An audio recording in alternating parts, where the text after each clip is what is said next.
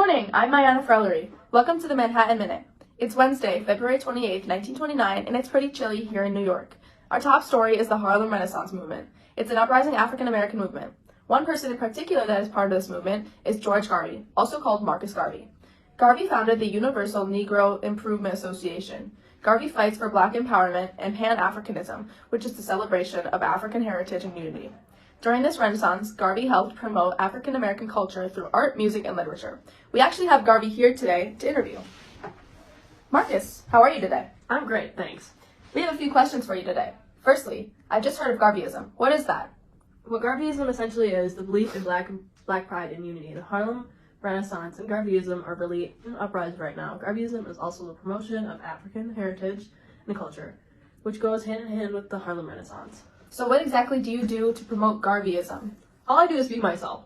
Garveyism is a replica of my beliefs. I just encourage my belief system and those who are interested in continue and spread the beliefs. That's great. Could you tell me a bit about what influenced you to grow into Garveyism? I grew up in Jamaica in poverty. There's a hierarchy there, like most other places. I was born in two African-American parents, so full American descent. So just being born, I was already exposed to discriminating society.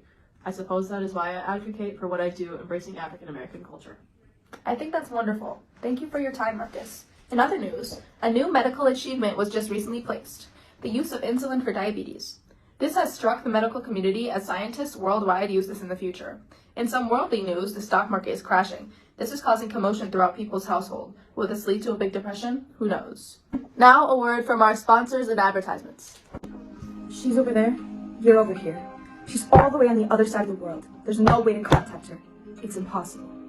Not anymore! The impossible is now possible. The telephone. This device will allow you to contact loved ones miles away. Letters are out. No need to write messages that will take days to send.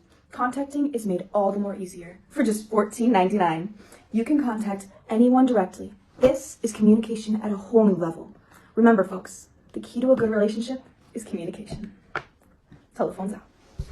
Now for this day in the past segment. In 1911, February 28th, President William Howard Taft nominated William H. Lewis to be the first Black Assistant Attorney General of the United States.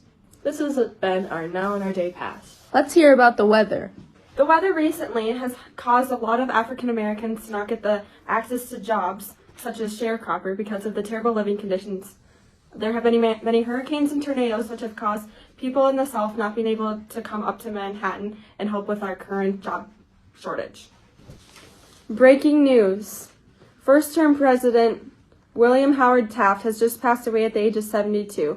He served as Chief Justice from 1921 to 1930 and as President from 1909 to 1913 as a Republican. His most prominent achievements are focusing on the administration of office. He has had some unknown and underlying health conditions, which ended up being heart disease, which he has now passed away from. Welcome to Manhattan Minute Sports. Our first topic will be on MLB baseball. Following the exciting season of 1928, the World Series was won by the Yankees. They beat the Cardinals in 4 games to win for their 3rd championship, which is back-to-back sweeper. That is the first time that has happened.